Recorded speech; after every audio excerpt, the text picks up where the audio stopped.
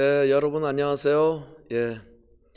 저희가 오늘은 지난번에 이어서 우리가 그리스도 안에서 자유함에 대해서 나눴습니다. 오늘은 그것을 계속 이어서 그리스도 안에서 우리가 예수 믿는 우리 하나님의 자녀들이 그 자유함 받는 것에 대해서 이제 지난번에는 이제 소개를 했고, 오늘은 좀 더 성경 말씀에 구체적으로 우리가 보고 성경 말씀에 비추어서 이런 말씀을 바탕으로 해서 우리가 좀 계속 거기에 대해서 말씀을 나누고자 합니다.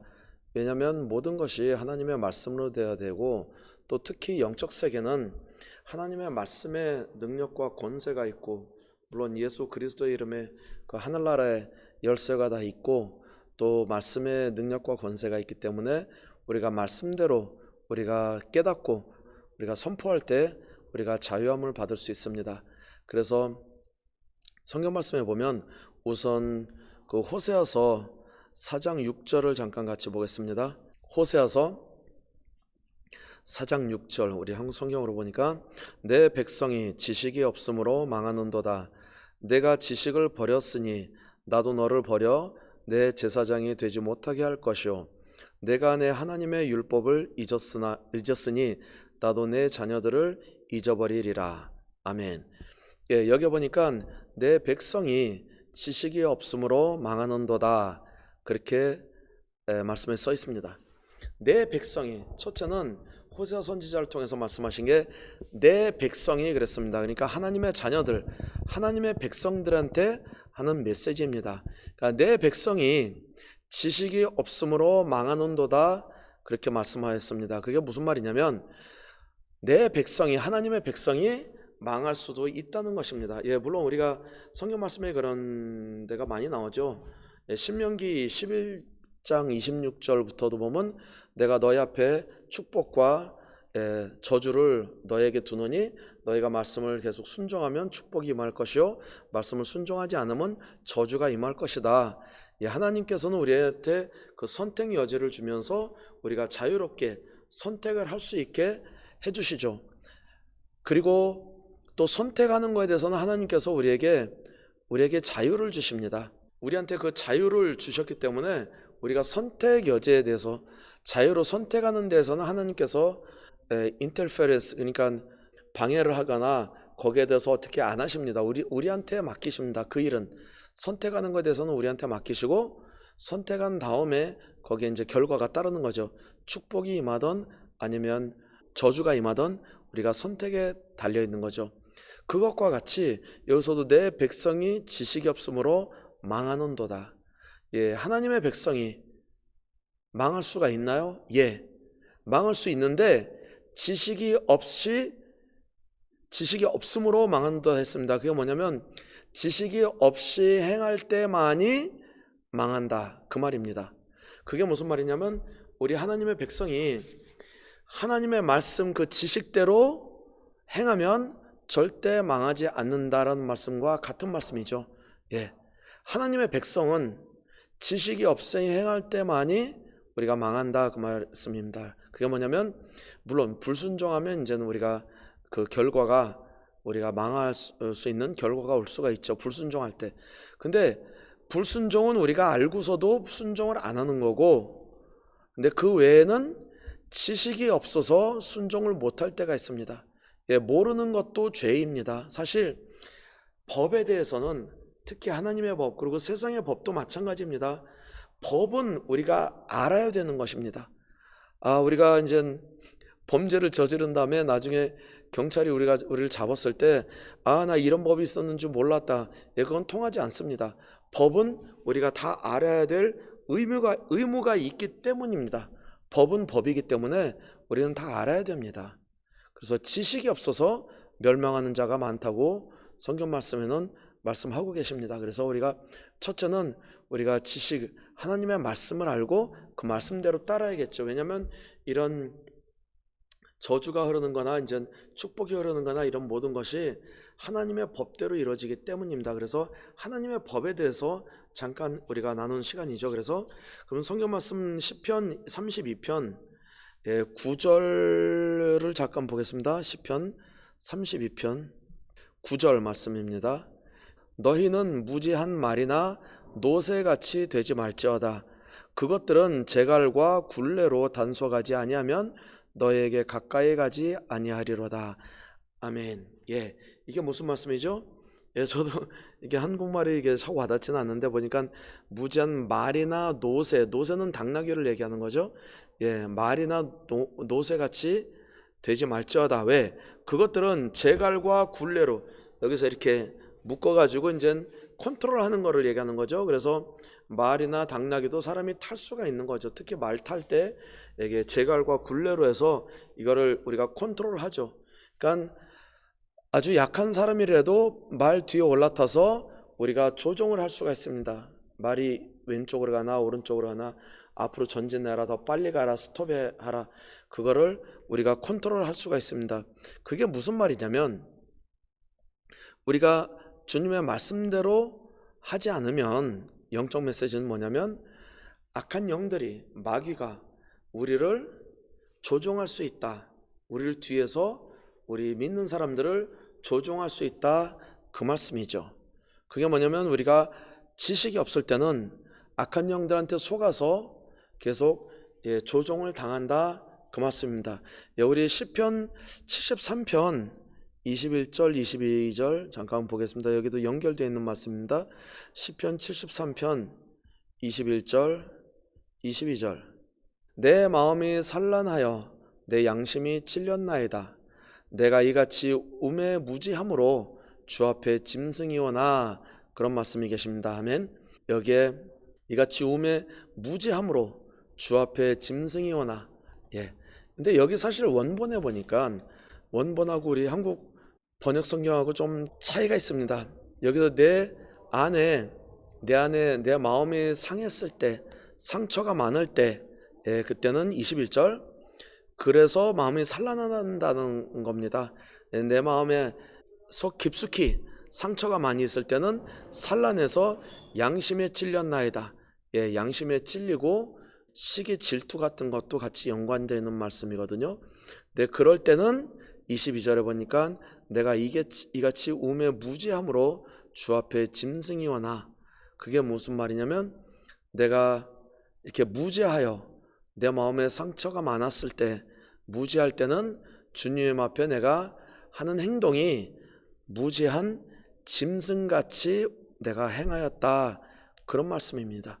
그게 뭐냐면 히브리서 12장에도 나오죠. 12장에 보면 내 안에 쓴뿌리가 있을 때, 잠깐 보겠습니다. 히브리서 12장 15절 너희는 하나님의 은혜에 이르지 못하는 자가 없도록 하고 또 쓴뿌리가 나서 괴롭게 하여 많은 사람이 이로 말미암아 더럽게 되지 않게 하며.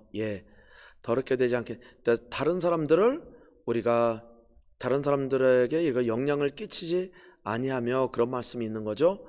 너희는 하나님의 은혜에 이르지 못하는 자가 없도록 하고 또 쓴뿌리가 나서 괴롭게 하여 많은 사람이 그러니까 쓴뿌리가 내 안에, 내 마음속 깊숙이 상처들로 인해서 내가 상처들이 많이 있을 때, 그 말씀이 시편 아까 73편 말씀하고 같이 연결되어 있습니다. 내 마음에 그 쓴뿌리가 있을 때, 깊은 상처가 있을 때 내가 하나님 앞에 무지한 짐승같이 행하였다고, 그렇게 시편 73편에 이렇게 나오잖아요. 그래서 우리가 아직 그 내 안에 상처가, 깊은 상처들이 있고, 그렇게 하게 되면 내가 이걸 잘 컨트롤이 안 돼서 내가 짐승같이 행했다. 그래서 시편 73편 22절에 그 말씀이 나오죠. 아까 좀 전에 읽었는데 주님 앞에서는 짐승같이 내가 행하였다, 그런 말씀입니다. 그게 뭐냐면 우리가 마음속에 깊은 상처가 있거나 그럴 때는 그게 자꾸 올라와서 그러니까 주님 앞에서 무지한 짐승같이 행할 때, 그럴 때는 우리가 악한 영들한테 정당성을 주게 됩니다. 정당성을 주니까 악한 영들이 우리 뒤에 올라타서 마귀가 그 정당성을 가지고 우리를 자갈과 굴레로 우리를 조정한다는 것입니다.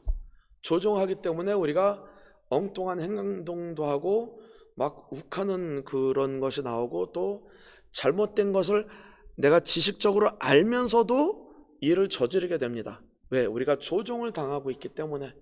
그래서 깊은 상처가 있는 분들은 그거를 우리가 빼야 되는데, 빼지 않으면 짐승같이 주님 앞에서 내가 무지한 짐승같이 그렇게 행한다고 그렇게 말씀하십니다. 그래서 솔직히 저도 그전에 그런 일이 많았습니다. 그게 그렇게 행할 때, 행하고 나서는 후회합니다. 우리가 후회합니다. 왜 그랬는지, 내가 왜 그랬는지. 근데 그 순간적으로 그런 일이 일어날 때는 내가 컨트롤이 안 돼요. 왜? 뒤에서 내 자갈과 굴레로 우리를 조종하고 있기 때문에 그러는 겁니다. 우리가 그래서 지식이 없을 때, 이런 상처가 있는데 지식이 없을 때 하나님 말씀으로 행하지 못할 때 이런 일들이 많이 일어납니다. 그래서 이런 일이 일어날 때는 어떻게 할까요? 이거는 사실 내 마음속에 있는 거는 내적 치유거든요, 사실. 그래서 우리 한국 교회들도 그전에나 이제 아니면 선교단체를 통해서 내적 치유도 많이 했습니다.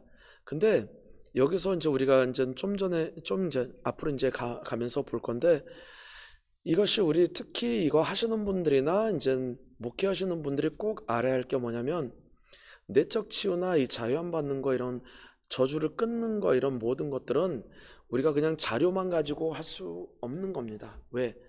기름 부음을 통해서 할 수가 있어요. 그것을 성경 말씀에 이제 좀 더 보겠습니다. 그 기름 부음을 통해서만이 이게 끊겨지게 되어 있습니다. 그래서 우리가 물론 안에 있는 상처는 우리가 용서를 선포하면서 되는 것이죠. 그래서 우리가 용서를 선포할 때 그런 자유함을 우리가 얻을 수 있습니다. 그래서 사실 용서 선포에 대해서는 이 다음 시간에 제가 구체적으로 그거에 대해서만 구체적으로 다루겠습니다. 용서가 제일 큰 그 분야를 차지하고 있기 때문에, 또 용서에 대해서는 우리가 다 알긴 알지만 구체적으로 용서에 대해서 잘 다루는 그 방법을 몰라서도 그럴 때가 있습니다. 하긴 하는데 안 됩니다. 내가 용서했는데도 계속 상처가 있고, 용서를 어떻게 해야 되는지 몰라서도 그러기도 하고, 용서를 했는데도 계속 상처가 있고, 또 얼마 지나면 또 그게 다시 올라오고, 그래서 용서에 대해서도 그렇게 쉽지는 않습니다. 아주 자세한 것들이 많이 있기 때문에 여기서 또 속지 않게 내적 치유를 완벽하게 하기 위해서는, 왜? 이 내적 치유를 완벽하게 하면요, 그 상처가 정말 아주 뿌리째 다 뽑혀지기 때문에 그 다음부터는 절대 거기에 대한 상처를 받거나 그런 문제들에 대한 내 증오감이나 그런 게 아주 뿌리째 뽑혀서 없어집니다. 근데 그것을 우리가 제대로 용서를 할 줄 몰라서 그런 일들이 생깁니다. 그래서 이거는 좀 집중해서 자세히 다뤄야 되는 거기 때문에 그건 다음 시간에 용서에 대해서 구체적으로 우리가 다루겠습니다. 근데 우선 오늘은 여기서 짐승과 같이 행하였다 그랬습니다. 근데 왜 이런 일들이 계속 생기고 우리한테 일어나냐? 하나님께서 우리가 영적 세계를 좀 이해를 해야 됩니다. 아담에게 모든 권세를 주셨습니다. 하나님께서 모든 권세를 아담에게 에덴 동산에서 아담에게 주셨습니다. 그러면서 이 세상을 정복하라 그렇게 말씀하셨죠. 그 권세를 주셨습니다. 근데 아담이 거기서 죄를 질 때 그 권세가 우리에서 벗어나게 된 거죠. 잠깐 같이 보겠습니다. 예레미야 애가 5장 잠깐 보겠습니다. 예레미야 애가 5장 16절. 우리의 머리에서는 면류관이 떨어져 싸우니 오호라 우리의 범죄 때문이니다. 아멘. 예, 우리 머리에서 면류관이 떨어졌다 그랬습니다. 예레미야 선지자가 얘기한 게 그게 뭐냐면, 처음에 영적 세계에 하나님께서 아담에게 그 면류관을 씌워준 겁니다. 그 면류관은 그 권세를 얘기하는 거죠. authority. 예, 그 권세를 주고서 땅을 정복하라. 그런데 죄를 졌을 때, 아담이 그 죄를 졌을 때 우리 범죄 때문이다. 그래서 면류관이 떨어졌죠, 사실. 근데 영적 세계 우리가 잘 이해해야 되는 게, 그때 권세가 누구한테 넘어갔냐? 마귀에게 넘어갔죠. 예, 마귀에게 넘어가서 구약 시대 전체가 예수님 오실 때까지 누가 세상에 그 임금 행세를 했죠? 마귀가 한 거죠. 예, 마귀가 권세자였었죠. 예, 세상의 임금. 그래서 주님께서도 요한복음 12장 31절에 보면, 이제 이 세상에 대한 심판이 이르렀으니 이 세상의 임금이 쫓겨나리라. 예, 그게 무슨 말씀하신 거죠? 예수님께서 드디어 오셔서 이 세상의 임금이 되었던 그 마귀를 쫓아낸다, 그 말씀이죠. 이제는 세상에 대한 심판이 이르렀다 이겁니다. 내가 왔기 때문에 이 세상에 내가 심판하겠다. 그 세상 임금이 쫓겨나리라. 그게 뭐냐면 예수님께서도 마귀가 그때까지는 세상의 임금이었다는 것을 증거해 줍니다. 여기서. 그리고 귀신 내쫓는 게 무엇로 내쫓죠? 하늘나라의 권세로 내쫓는 거죠. 예, 권세로.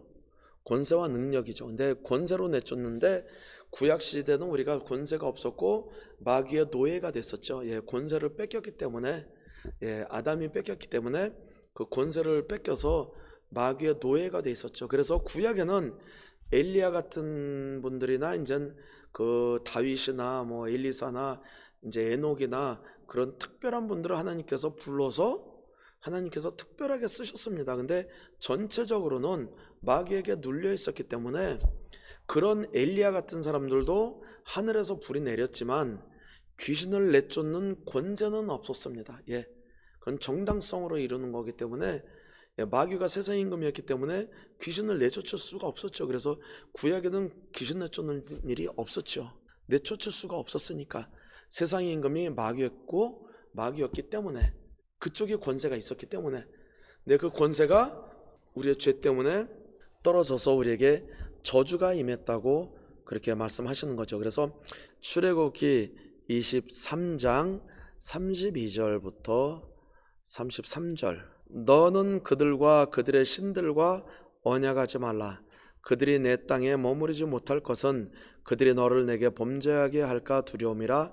내가 그 신들을 섬기면 그것이 너의 올무가 되리라. 예, 우선 또 우리가 영적으로 이렇게 알아야 될 것은 구약에 마귀가 이제 세상의 임금이었기 때문에 우리를 정당성으로, 마귀는 누구보다 하나님의 말씀을 잘 압니다. 영적 세계의 법칙을 잘 알기 때문에 우리가 그 법칙에 넘어지게, 올무가 되어서 우리가 묶이게 하는 전문가입니다, 마귀가. 그래서 우리 하나님의 백성이 지식이 없으므로 거기에 넘어가서 망하는도다, 그렇게 된 거죠. 그래서 많은 것들이 지금도 마귀가 우리를 속여서 전통이나 이제 전례나 습관이나 문화나 그런데 이게 숨어들어서 우리 믿는 사람들이 죄를 짓게 만들고, 또 믿는 사람들이 영적 세계를 잘 모르니까 거기에 얽매이게 하는 그런 일들을 많이 합니다. 그래서 구약 시대 보면 엄청 그런 일들이 많이 있었습니다. 엄청 그런 일들이 많이 있었습니다.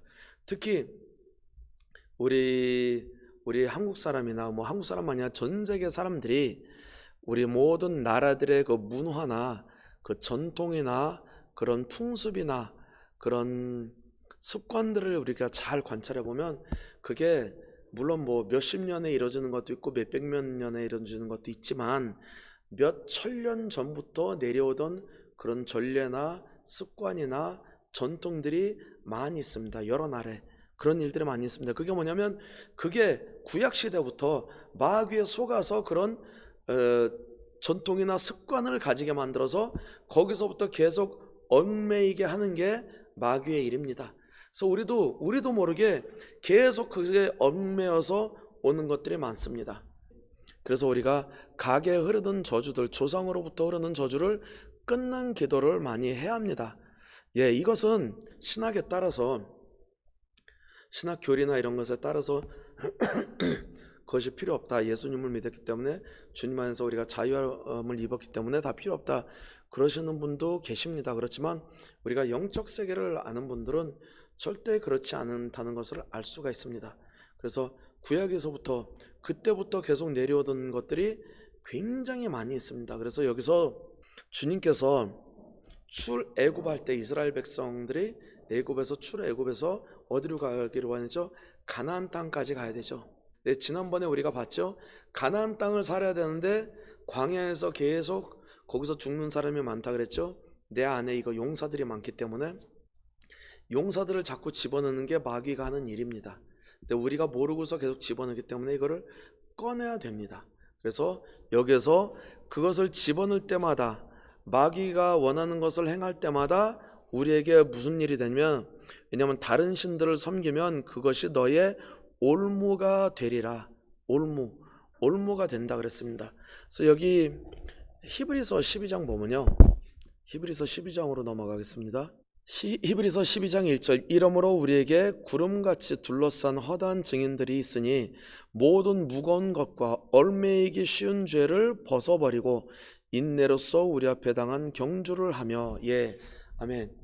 여기서 뭐라 그러죠? 11장은 우리가 잘 알죠. 믿음의 조상들이 있는 장이죠. 히브리서 11장은 믿음의 장이죠. 예, 믿음의 장.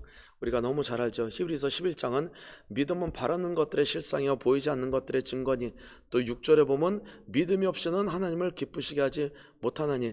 그러면서 우리의 믿음의 조상들이 많이 나오죠. 예, 여러 조상들이 나옵니다. 뭐 야곱, 요셉, 뭐 모세, 여러 아브라함, 이렇게 믿음의 조상들이 나옵니다. 그래서 12장 1절에 보면 이러므로 우리에게 구름같이 둘러싼 허다한 증인들이 있으니, 그게 뭐냐면 우리 전에 구약시대나 아니면 또 우리 조상들이 허다한 증인으로 남아있습니다. 그게 뭐냐면 지금도 낙원에 가 계시죠. 이 허다한 증인들이 낙원에 가서 무엇을 하실까요? 그분들이 우리를 위해서 중보하고 계시죠. 예, 그러면서 우리의 증인입니다. 우리의 증인으로 우리를 지켜보고 계십니다. 그래서 이러므로 우리에게 구름같이 둘러싼 허다한 증인들이 있으니 모든 무거운 것과 얽매이기 쉬운 죄를 벗어버리고 인내로써 우리 앞에 당한 경주를 하며. 그래서 경주한다는 것으로 여기서 비교를 한 것이죠. 그래서 경주를, 우리는 믿음의 이거 삶을 사는 게 경주하는 것이죠. 영적 세계 계속 경주하는 것이기 때문에 경주하는 사람들은 얽매이는 것이 없어야 경주를 할 수 있죠. 예, 마라톤 선수가 큰 아주 그냥 옷도 이제 잠바 같은 거 이렇게 큰 거 입고 무엇을 가방을 이렇게 지고서 마라톤 할 수가 있나요? 못하죠. 그건 얽매이는 거죠. 그것 때문에 경주를 할 수가 없어요. 그래서 얽매이기 쉬운 죄를 벗어버리고, 왜 얽매이는 것이 뭐냐면 죄라고 말씀했습니다. 그래서 모든 죄에 대해서는 우리가 그 인내로써 우리 앞에 당한 경주라며. 그래서 죄는 우리가 먼저 고백을 해야 됩니다. 모든 죄는 하나님께서, 예수님께서 십자가에서 다 가져가셨습니다. 십자가에서 주님께서 피를 흘리셨을 때 모든 죄를 다 지불하셨습니다. 구약의 아담의 죄부터 마지막의 죄까지, 우리가 앞으로 지을 죄까지도 하나님께서 이미 지불하신 겁니다. 예, 하신 겁니다. 그렇지만 우리가 죄를 짓습니다. 죄를 짓는 것은 우리를 구원을 잃게 하거나 그런 것이 아니고, 우리가 지금 죄를 질 때 하나님의 은혜로 우리가 살고 있지만 죄를 질 때 우리가 얽매이게 되는 것이죠. 마귀에게 정당성을 주는 것이죠. 예, 그래서 우리가 죄를 질 때 어떻게 해야 되죠? 고백하라는 거죠. 예, 요한일서 1장 9절에 보면, 잠깐 같이 보겠습니다. 요한일서 1장 9절, 만일 우리가 우리 죄를 자백하면 그는 미쁘시고 의로우사 우리 죄를 사하시며 우리를 모든 불의에서 깨끗하게 하실 것이요. 예, 만일 우리가 우리 죄를 자백하면 고백하면, 그래서 우리는 사실 따지고 보면 주님 용서해 주세요, 예, 그래도 됩니다. 그렇지만 그 죄는 이미 십자가에서 용서해 주셨습니다. 그러면 무엇을 하냐? 자백하는 겁니다. 자백한다는 것은 여기에 의미가, 여러 가지 의미가 있는데, 첫째는 자백하는 것은 하나님 앞에 내가 죄를 졌다는 것을 인정하는 것입니다. 예, 하나님 맞습니다. 제가 잘못했습니다. 내가 죄를 졌을 때 하나님께 고백하는 겁니다. 내 입으로 시인하는 것입니다. 예, 고백할 때 내가 인정을 하는 것입니다. 인정을 하고, 사실은 주님 내가 잘못했습니다. 정말 주님 앞에 내가 죄를 지었습니다. 저를 용서하여 주시옵소서. 예, 근데 용서는 이미 됐죠. 그러니까 용서하여 주시옵소서, 그것을 우리가 고백할 때 완벽하게 성취되는 것입니다. 저희 삶에서. 그렇기 때문에 우리가 고백을 해야겠습니다. 첫 번째는 내가 그것을 인정을 하는 것이기 때문에, 그렇기 때문에 주님의 보혈로 우리를 다시 씻어 주시옵소서. 예, 그렇게 하는 것이죠. 그러면서 둘째는 사실 뭐냐면 하나님께 감사, 영광을 드리는 겁니다. 왜 내가 죄를 졌는데 영광을 드리냐? 이미 이 죄도 예수님께서 십자가에서 지불을 하셨기 때문에, 주님, 그렇지만 주님의 보혈의 값으로 십자가에서 이 모든 죄를 지불하여 주시고 나를 용서해 주시니 감사드립니다. 그리고 그 다음에 뭐죠? 그 다음에 회개죠. 회개라는 것은 거기서 뭐 울고불고 이제 하는 것도 회개지만, 회개는, 진정한 회개는 그 행동을 돌이키는 것을 얘기하는 것이죠.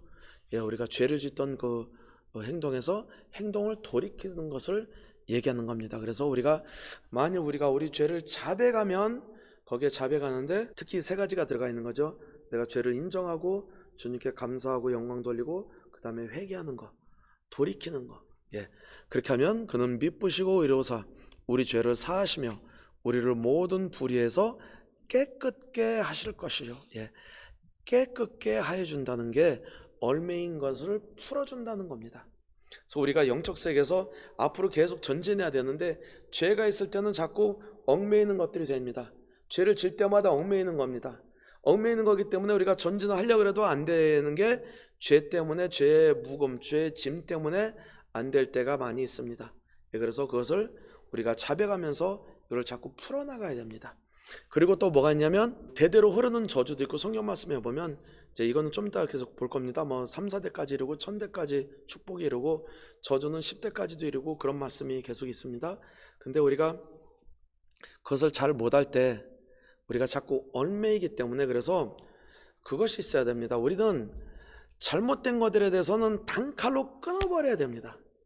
아주 그냥 씨앗까지 그냥 뽑아버려야 됩니다. 예를 들어서 여기 브라질에서도, 우리 교회가 여기 브라질에 있기 때문에 브라질에서도 이런 문제가 많고, 특히 우리 한국 분들도 제일 문제가 많은 게 뭐냐면, 술에 대해서 많이 얘기합니다. 그래서 술과 담배, 뭐 마약 그런 거에 대해서는, 그런 거에 대해서 또 따로 이거 구체적으로 우리가 이게 공부를 할 겁니다. 근데 예를 들어서 쉽게 얘기하면, 술은 안 되는데 가끔 그냥 식구들하고 이제 내 아내하고 남편하고 저녁 식사할 때 분위기 봐서 와인을 그냥 한 잔만 하는 거는 괜찮다, 그러는 분들도 계십니다. 영적 세계를 아시는 분은요, 한 방울도 안 됩니다. 술 마신다고 뭐 구원을 잃냐? 절대 그런 건 아닙니다. 구원하고는 상관없습니다. 근데 우리가 이 영적 세계 전진하는 데에서는 술 한 방울이라도 큰일 납니다.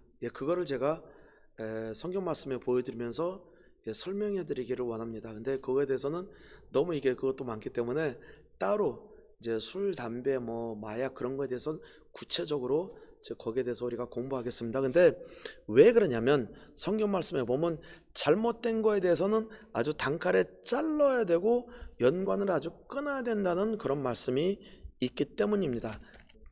잠깐 같이 보겠습니다.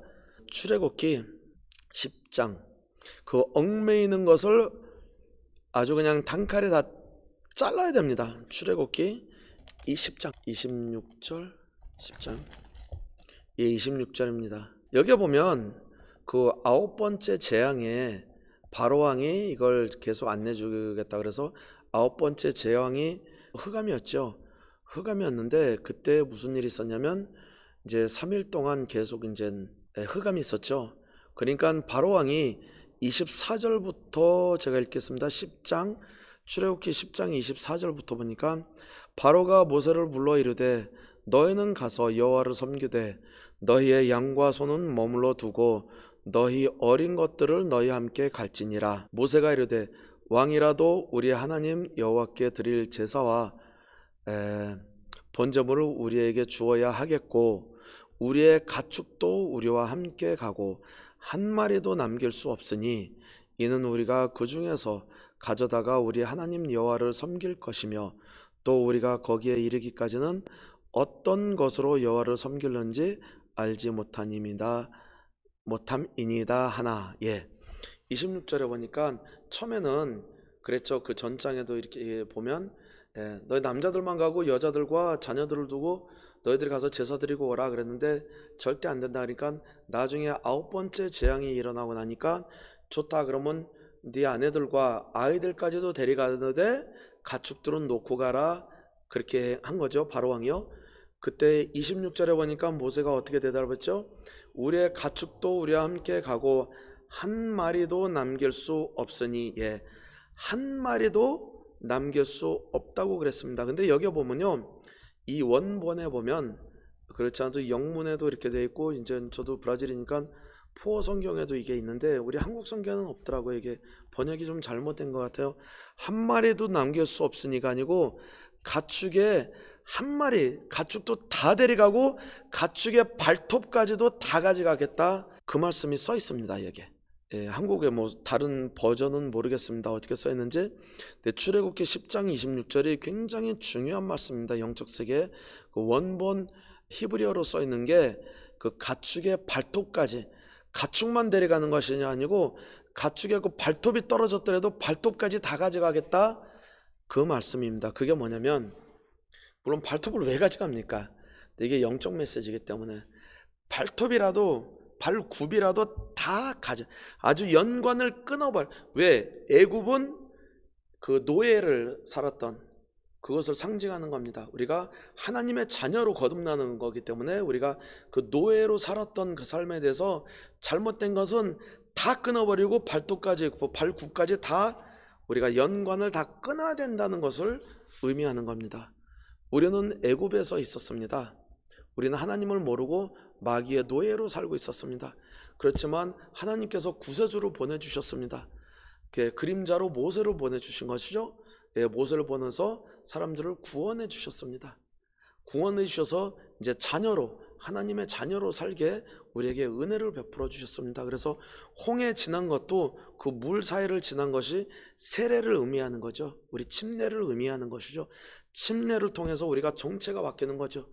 침례를 할 때 옛것을 장사 지내고 새로운 피조물로 주님과 연합하는 것을 하는 것이죠. 예수님께서도 그 정체를 바꾸셨죠. 예수님께서도 나사렛 청년, 목수의 아들이라는 정체를 장사 지내고 하나님의 아들로 거기서 다시 나오셔서 이는 내 사랑하는 아들이라 하늘나라에서 그게 확인을 해주셨죠. 그래서 그 홍해를 지나서 새로운 피조물로 이제 자녀로, 하나님의 자녀로 이제 광야를 지나서 가나안 땅을 가게 주님께서 은혜를 베풀어 주셨습니다. 그렇기 때문에 우리와 똑같습니다. 우리가 가나안 땅을 정복해야 되는 거 지난번에 우리가 여기에 대해서 같이 말씀 나눴죠. 그러기 위해서는 가나안만 바라보고 계속 전진해야 된다는 말씀입니다. 구약에 불순종했던 사람들이 뭐라죠? 우리는 애굽으로 돌아가고 싶다, 뭐 그런 말씀드려서 그 사람들은 다 죽었죠.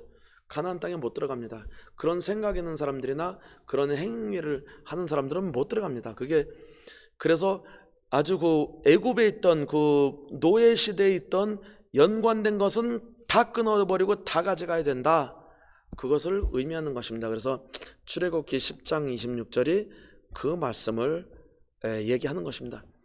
그래서 이것은 잘라야 될 것은 단칼에 잘라서 아주 연관을 끊어버려야 됩니다. 끊어버려야 됩니다. 그리고 근데 내 친구가 있는데 이 친구만 만나면 나는 이제 막 그냥 남 얘기하고 좋지 않은 얘기하고 막 그러면, 그래도 친구인데 의리가 있는데, 사실 의리는 성령님에서 오는 의리 아니면 얽매이는 이게 올무가 됩니다. 올무가. 그래서 그런 친구가 있다면 충고를 해줘야죠. 근데 그 친구가 말을 안 듣는다, 우선은 끊어야 됩니다.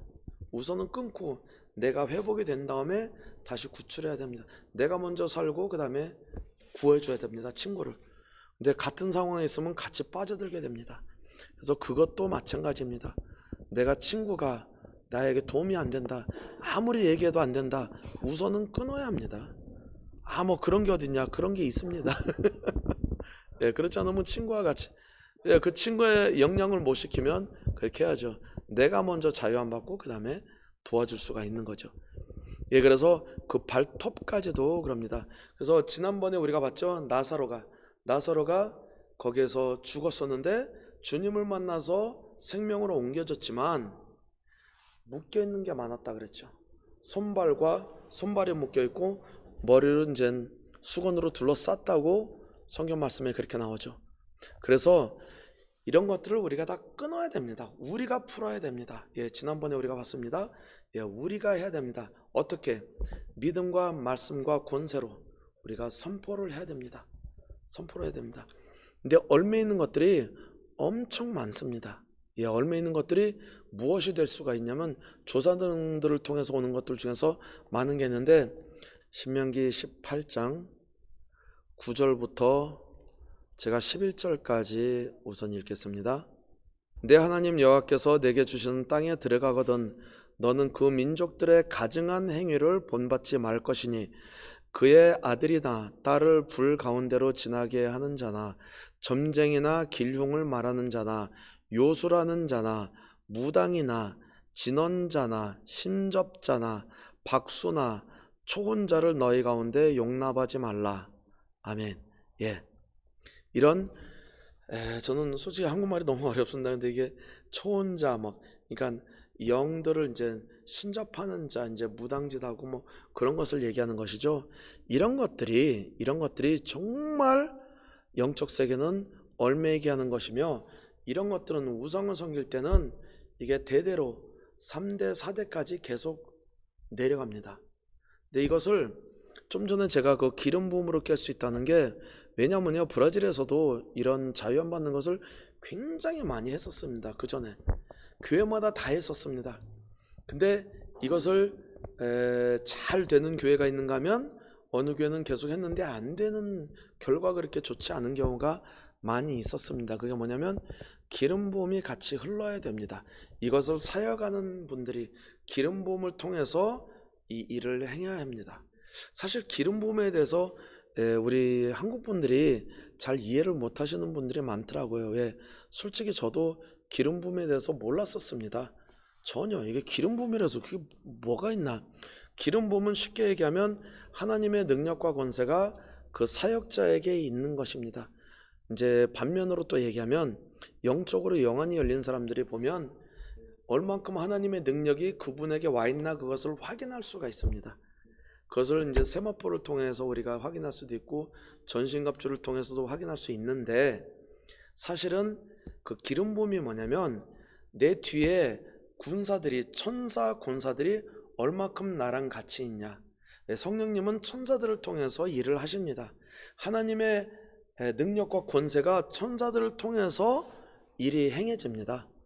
그래서 기름 부음이라는 것은 그 사람의 타이틀하고는 상관없습니다. 목사님이든 선교사님이든 평신도나 그렇게 차이가 없습니다. 차이가 뭐가 있냐면 기름 부음이 있는 자. 기름 부음이 있는 자는 누가 기름 부음이 있는 자냐? 하나님의 말씀을 순종하는 자. 나도 순종 많이 하고 있는데, 순종하는 게 뭐냐면 지금 무슨 때죠? 성령 시대 때죠. 우리가 오순절 이후에 성령 시대 때입니다. 성령 시대 때 명령이 뭐죠? 너희는 가서 모든 족속으로 제자를 삼고 가르치며 복음을 전하고 아버지 아들과 성령의 이름으로 세례를 주고, 또 마가복음 16장 15절부터는 너는 모든 족속으로 가서 복음을 전하고 믿고 세례를 받으면 구원을 얻고 믿지 않으면 정죄를 받으리라. 그리고 또 믿는 자들에게는 이런 표적이 따르리니 내 이름으로 귀신을 내쫓으며 새 방언을 말하며 병든 자에게 손을 얹은 즉 나으리라. 이것이 명령입니다. 지금 이 시대에 오순절 이후로 성령님이 임하고 나서부터 이 명령이 너희는 모든 사람들에게 가서 복음을 전하고 가르치고 제자를 삼고 귀신을 내쫓고 새 방언을 말하며 병든 자에게 손을 얹은 즉 나으리라. 그것이 명령입니다. 그것을 따를 때 기름 부음이 흐르게 돼 있습니다. 지금은요, 제일 큰 사역이 뭐죠? 지난번에도 우리가 잠깐 읽었습니다. 다시 한번 제가 읽겠습니다. 사도행전 10장 38절. 바로 지난 시간에도 우리가 읽었는데 너무 중요한 것이기 때문에, 사도행전 10장 38절. 하나님이 나사렛 예수에게 성령과 능력을 기름 붓듯 하셨음에 그가 두루다니시며 선한 일을 행하시고 마귀에게 눌린 모든 사람을 고치셨으니 이는 하나님이 함께 하셨음이라. 이것이 무엇이죠? 예수님도 하나님이 나사렛 예수에게 무엇을 했다 그랬죠? 성령과 능력을 기름 붓듯 하셨으며, 이게 기름 부음이죠. 성령과 능력을 기름 붓듯 하셨음에 그가 두루다니시며 선한 일을 행하시고, 선한 일이 뭐죠? 마귀에게 눌린 모든 사람을 고치셨으니.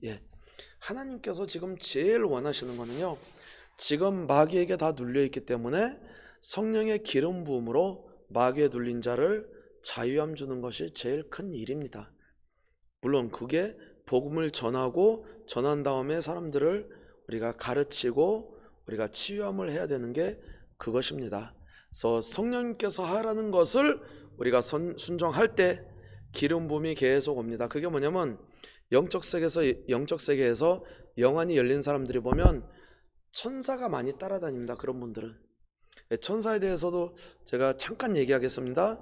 천사를 많이 보신 분들도 있겠습니다. 그래서 저에게도 하나님께서 많이 보여주셨어요. 근데 천사들이 거의 다 날개가 없습니다. 조그만 천사, 우리만한 천사도 있고 큰 천사도 있고 큰 천사도 있고 여러 가지 천사가 있어요. 그래서 이해를 하시기 위해서 군대에서도 이제 제일 낮은 게 쫄병이 누구죠? 이등병? 이등병 같이 그런 천사들도 있습니다. 근데 그렇게 하다가 이제 우리가 계속 말씀을 순종하고 특히 천사의 말을 많이 해야 됩니다. 방언 기도를 많이 해야 됩니다. 방언 기도가 영적 세계에 열리는 그 기름 부음을 얻기 위해서 열리는 문이죠.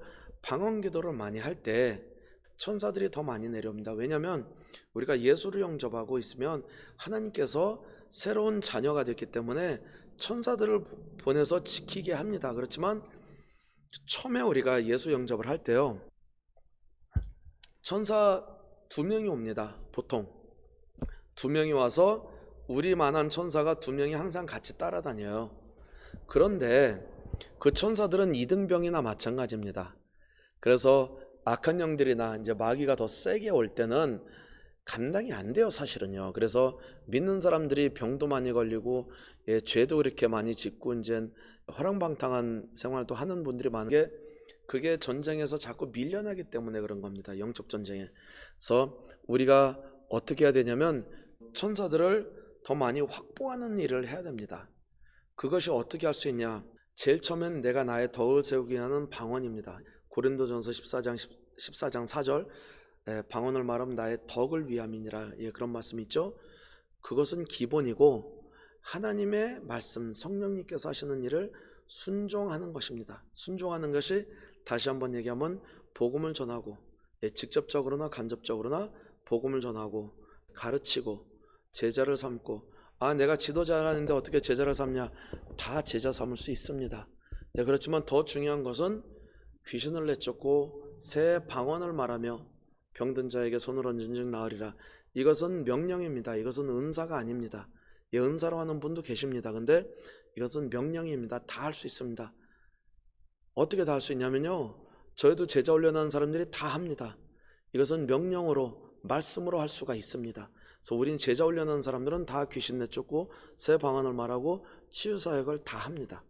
이것은 기름 부음으로 하는 것이기 때문에 기름 부음으로 이런 것들이 많이 일어날 수가 있습니다. 그래서 기름 부음으로 이것을 순종할 때 기름 부음이 계속 확보가 되고, 기름 부음은 또 그 지도자를 통해서 우리가 전달을 받을 수 있습니다. 그게 아우토리티의 그 커버링의 그 원리를 따라서 그 커버링을 받고 있으면 그 아우토리티가 기름 부음이 많으신 분이면 그 기름 부음이 흐르게 되어 있습니다. 그래서 그렇게도 전달을 받을 수도 있고, 내가 개발하고, 근데 중요한 것은 그걸 계속 유지하고 가지고 나가야 된다는 것이죠. 어느 한순간 가면 내가 그 아우토리티의 기름 부음을 계속 받고 있더라도 내가 같이 쓸 때 되는 거지, 따로 나가서 제가 혼자 사역할 때 그게 흐르냐? 꼭 그렇게 흐르지는 않습니다. 그래서 내 것이 될 때까지 계속 순종하고 말씀 사역을 해야 됩니다. 그래서 이걸 하다 보면요, 천사가 2명 있다가 막 4명, 6명, 10명, 100명, 1000명 그렇게 됩니다. 그러다 한 2000명 정도 되면요 천사를 다 걷어가시고 그 다음에 군사천사를 보내세요. 우리만한 천사가 한 2000명이 있던 천사들이 다 걷어가고, 그 대신 그 2000명을 감당할 수 있는 천사 1명을 보내는데, 그 천사는 실제로 우리가 보면요 한 5m, 6m 정도가 됩니다. 그 천사는 키가 크고 힘이 셉니다. 그게 그 금으로 이게 팔에 이렇게 금으로 이제 방패에 이렇게 되는 게 돼 있고, 금 허리띠를 띠고 있고 검을 가지고 있습니다. 그 천사는 그 천사는 검을 가지고 있어요. 그래서 군사천사죠. 군사천사가 그런 분이 딱 1명이 옵니다. 그래서 계속 말씀을 순종할 때는 그런 천사가 또 많아져요. 2명, 3명, 10명, 100명 그러다가 그런 군사천사가 한 2,000명 정도 되면요, 또 다 걷어가세요, 주님께서. 그리고 그런 군사천사 2,000명을 감당할 수 있는 다른 천사 한 천사를 또 보내줍니다.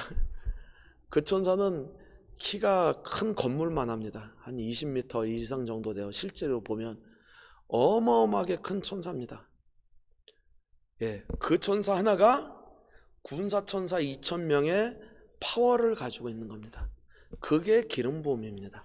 예, 그래서 그런 천사들이 따라다니는 주님의 종들이 있으세요. 예, 사역하시는 분들은, 그래서 웬만큼 사역하러 나가고 이렇게 하는 분들은 그런 천사가 있어야 됩니다. 예, 그렇게 해서 더 하다 보면 나중에 날개 있는 천사, 그때까지는 날개가 없어요. 근데 날개 있는 천사가 옵니다. 더 크고 센 천사입니다.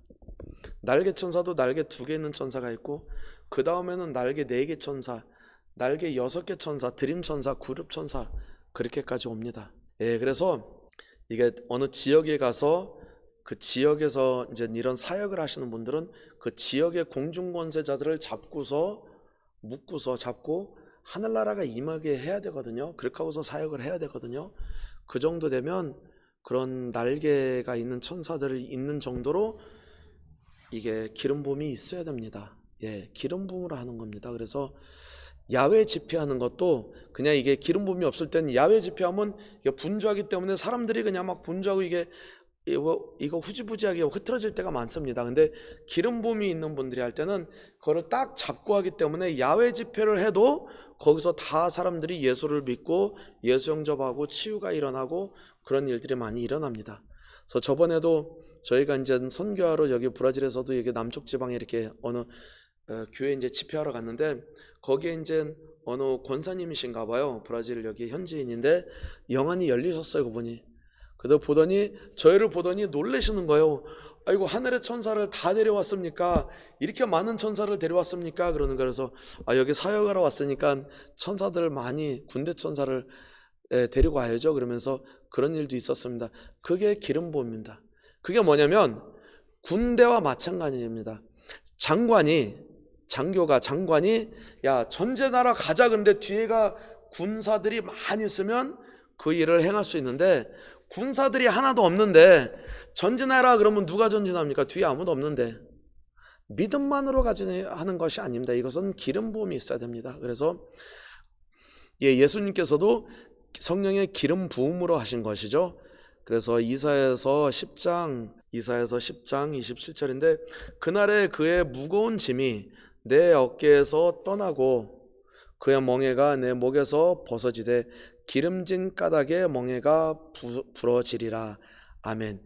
기름진 까닭에 멍에가 부러지리라, 그런 말씀이 있습니다. 그게 뭐냐면 기름 부음을 통해서 이런 모든 멍에 얼매인 것들이 다 부서진다, 그런 말씀입니다. 그래서 아까도 얘기하다가 말았는데, 브라질에서도 이 자유 안 받는 거에 대해서 가게 흐르는 저주를 끊는 거나 모든 것들에 대해서 한동안 한 20년 전, 15년 전에 브라질에서도 그 자료들이 그냥 브라질 전체에 널려 펴졌었습니다. 그래서 목사님들이 다 그 자료를 가지고 가서 사역을 하는데 결과가 나오지가 않아요. 예, 기름 부음이 없기 때문에. 전쟁할 때는요, 기름 부음이 있어야 됩니다. 그래서 절대 혼자 아프리카를 가든지 혼자 오지에 가서 선교하겠다, 큰일 납니다. 그래서 선교사님들이, 그 전에 저도 이해를 안 갔어요. 제 잘 아는 친구가 있었는데, 여기 브라질에서 상파울에서 아주 좋은 대학도 나오고 치대에도 나와서 치과 의사를 몇 년 하다가 주님께서 이제 부르심 받았다고 다 때려치고 아마존으로 선교 가서 선교하다가 한 2, 3년 만에 거기서 말라리아 걸려서 죽었어요.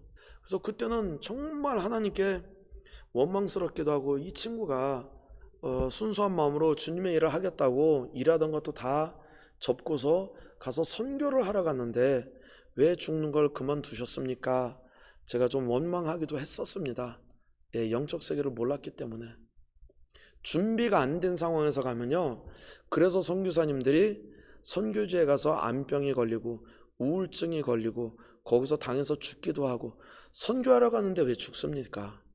예, 너무 모르고 그냥 쉽게 얘기하면요. 군인도 아닌 사람이 군인 훈련도 안 받고 군인의 그 무기 장비 뭐 수류탄이나 폭탄이나 뭐 기관총 아무것도 안 가지고 전쟁터에 나가서 그냥 맨주먹으로 싸우는 사람이나 마찬가지입니다. 그렇게 하면 어떻게 되죠? 죽지요. 예, 죽어요. 영적 세계를 너무 몰라서 그런 겁니다. 영적 세계에 싸울 준비가 돼 있어야 됩니다. 그래서 선교센터 이런 데서도 많이 여기서 훈련을 받고 뭐 단기 선교 가고 또 브라질에서도 그런 분들이 많습니다. 그래서 여기는 마약 회복센터나 이런 그 마약을 하는 이제 여기 브라질에 크라콜란지아라는 게 있는데 마약하는 사람들이 막 모여서 사는 지역이 있어요. 근데 거기를 사람들이 많이 가요. 거기 갔다가 오히려 나중에 이게 해코지를 당하고 공격 보복을 당해가지고 이게 커버링이 안 되고 또 거기에 준비가 안 됐고 기름 부음이 안 됐기 때문에 전쟁은요 내가 죽이지 않으면 내가 죽습니다. 그러다가 다 포기하고 그냥 우울증 걸리고 그런 사람들이 많습니다. 그 브라질에 여기 봉인치로라는 곳에 있는데 상파울에 마약 회복센터가 이게 2개가 있습니다. 이 교회가 있는 이 거리에.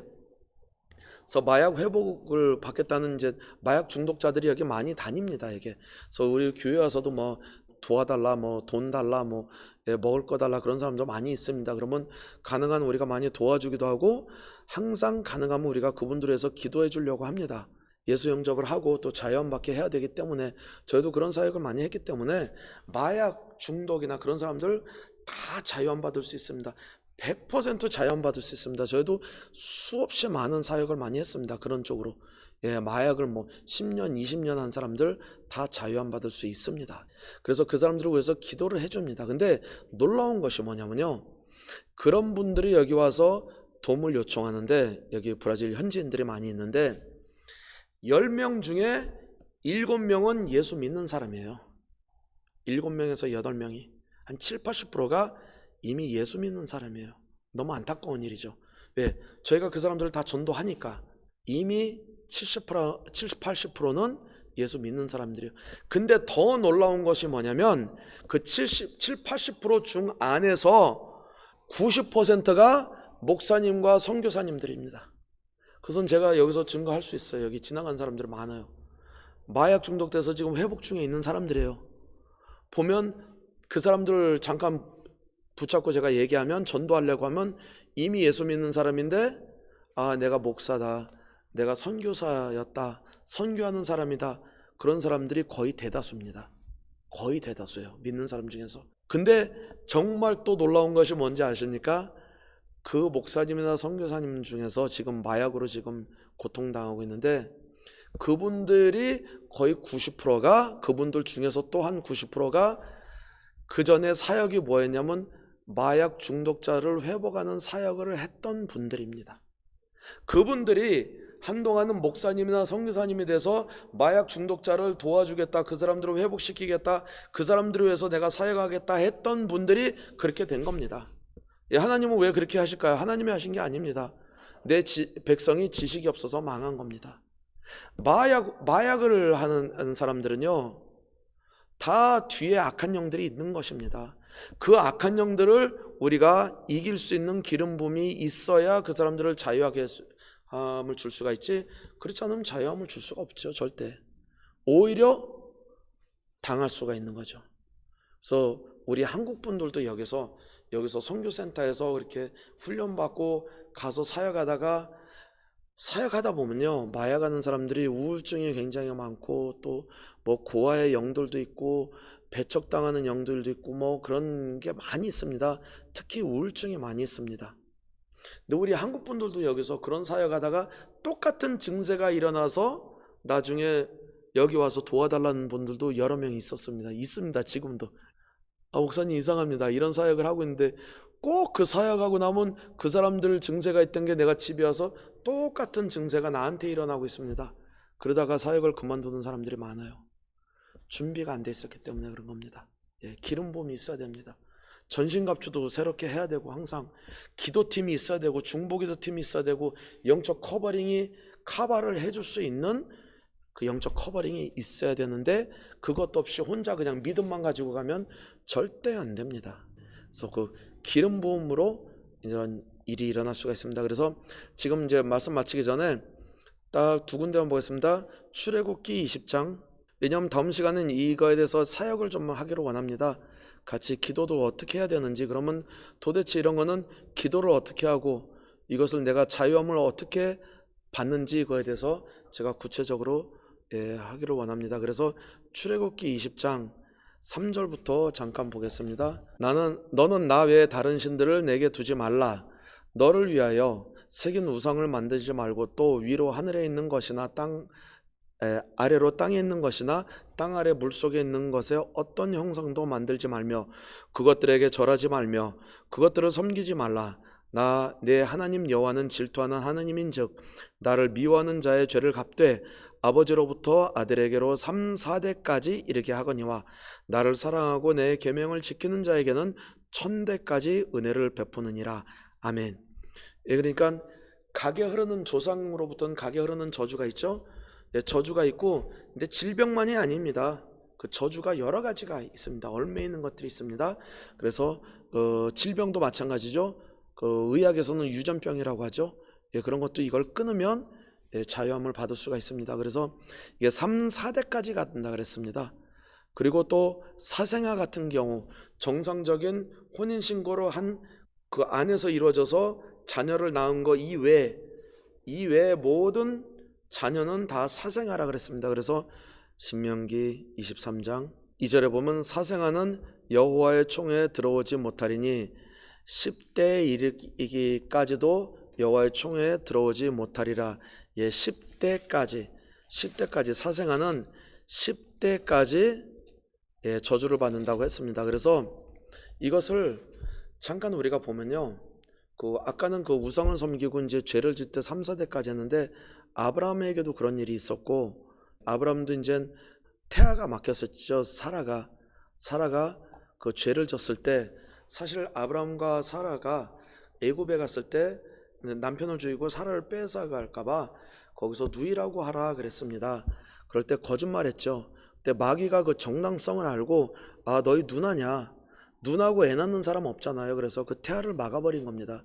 그래서 그 저주가 계속 대대로 흘렀습니다. 그래서 물론 그래도 하나님께서 은혜를 베풀어서 자녀를 낳게 했죠. 아브라함이 100살 때, 사라 90살 때 이삭을 낳았죠. 이삭을 낳았는데, 이삭이 거기서 우선 사라를 보겠습니다. 창세기, 말씀대로 다 해야 되기 때문에 창세기 11장 30절에 보면요, 사례는 임신하지 못함으로 자식이 없었더라 그랬습니다. 임신하지 못함으로 자식이 없었더라 그랬습니다. 근데 구약 성경에는 진리가 아직 오지 않았기 때문에 그 저주가 계속 흘렀습니다. 아브라함의 아내 사라였었지만, 그래서 창세기 또 25장 21절을 보겠습니다. 그렇지만 아들 이삭을 낳았죠. 근데 이삭이, 창세기 25장 21절입니다. 이삭이 그의 아내가 임신하지 못함으로 그를 위하여 여호와께 간구하며 여호와께서 그의 간구를 들으셨으므로 그의 아내 리브가가 임신하였더니 그랬습니다. 그래서 아들을 낳죠. 야곱과 에서인데, 야곱이 이제 사랑하는 아내가 라헬이었죠. 창세기 29장 31절에 보면요, 야곱과 에서인데 야곱의 아내가 또 태아가 막혔어요. 그래서 여호와께서 레아가 사랑받지 못함을 보시고 그의 태를 여섰으나 라헬은 자녀가 없었더라. 라헬은 자녀가 없었더라. 그 태아가 막혔었던 겁니다. 그러니까 그 죄를 인해서 사라가 그 거짓말함으로 태아가 막혔고, 아브라함과 사라가 죄를 지었으므로 그 태아가 막혔고, 그 자녀 2세, 2대, 3대 계속 태아가 막혀서 거기에 대해서 구체적으로 기도를 했잖아요. 그것과 마찬가지입니다. 그리고 사생아는 10대까지라고 했거든요. 근데 성경 말씀에 그 마태복음 1장을 보면요, 거기에 그 조상들이 다 나오죠. 거기서 무슨 일이 있었냐면 1장 3절에 유다는 다말에게서 베레스와 세라를 낳고, 베레스는 헤스론을 낳고 헤스론은 람을 낳고 계속 나옵니다. 근데 이거를 보면요, 성경 말씀을 잘 보면 유다는 누구하고 베레스를 낳았죠? 다말하고 낳았다고 그랬습니다. 근데 다말이 유다의 아내였나요? 아니죠. 며느리였었죠. 며느리였었는데 며느리하고 애를 낳습니다. 그 창세기에 이렇게 보면 우리가 그 사연을 다 알 수가 있죠. 여기서 뭐냐면 사생아를 낳은 겁니다. 사생아를 낳은 겁니다.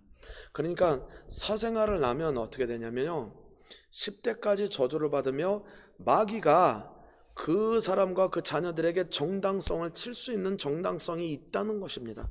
그래서 예수 믿는 사람들한테 안 좋은 일들이 많이 일어나는 게 정당성이 있는 건지 우리 그거를 다 봐야 됩니다. 그래서 정당성 있는 건 다 끊어야 됩니다. 그 중에 하나가 가게에 흐르는 저주들입니다. 근데 10대까지라고 말씀하셨죠, 성경 말씀에요. 그러면 어떻게 돼요? 10대가 지나면 11대는 어떻게 되죠? 그 저주가 없어요. 10대까지라고 했으니까 거기서 끊기는 거예요. 그러니까 마귀가 알까요, 모를까요? 알죠. 그래서 마귀는 10대까지면 그 10대에 가서 그 사람이 똑같은 죄를 짓게 합니다. 왜? 계속 자기네가 정당성이 있게 하기 위해서. 그래서 유다가 사생아를 낳죠. 그래서 10대를 보면요, 3절에서 6절까지 쭉 보면요, 유다는 다말에서 베레스 낳고, 베레스는 헤스론을 낳고, 헤스론은 아미나답을 낳고, 계속 쭉 가면요, 계속 10번째가 누구냐면 6절에 보니까 다윗입니다. 딱 10번째가 다윗이에요. 근데 무슨 일이 있었죠? 다윗이 또 사생아를 낳죠. 밧세바를 통해서 사생아를 낳다. 나중에 그 애가 죽었죠, 물론. 그렇지만 그 똑같은 죄를 짓게 마귀는 그렇게 해서 그게 영원히 그 저주가 임하게 하게. 그래서 마귀가 그 사람들을 칠 정당성을 가지고 있게 계속 마귀는 그렇게 일을 합니다.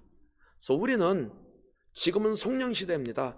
성령님께서 진리로 그런 걸 저희에게 다 말씀으로 다 가르쳐 주시고 있고, 우리가 하나님의 음성을 우리가 듣는 연습을 할 때 귀 있는 자는 성령이 교회들에게 하시는 말씀을 들을지어다. 우리가 영을 계속 성장시키고 영이 계속 성장할 때 하나님의 음성을 다 들을 수 있습니다. 하나님께서 말씀해 주십니다. 이걸 봤니? 이거 생각해 봤니? 이거는 이래서 이런 거다. 하나님께서 말씀해 주십니다. 저희도 그런 경험을 엄청 많이 합니다. 모르겠습니다. 저한테는 개인적으로 성경 말씀을 읽을 때 주님께서 많이 말씀하십니다. 읽을 때도 많이 말씀하시고, 읽을 때 말씀 안 하실 때는 새벽에 깨워서 말씀하십니다. 어쩔 때는 딱 깨면 새벽 4시에요. 그때 주님께서 말씀해 주십니다. 하나님께서 말씀해 주세요. 진리가 너희를 자유케 하리라. 너희가 진리를 알지니. 우리가 하나님의 진리를 알 때 진리가 너희를 자유케 하리라. 성령님께서는 우리를 진리 안으로 인도하시는도다 했습니다. 이 마지막 절만 보고 오늘은 여기서 마치겠습니다. 요한복음 16장 13절.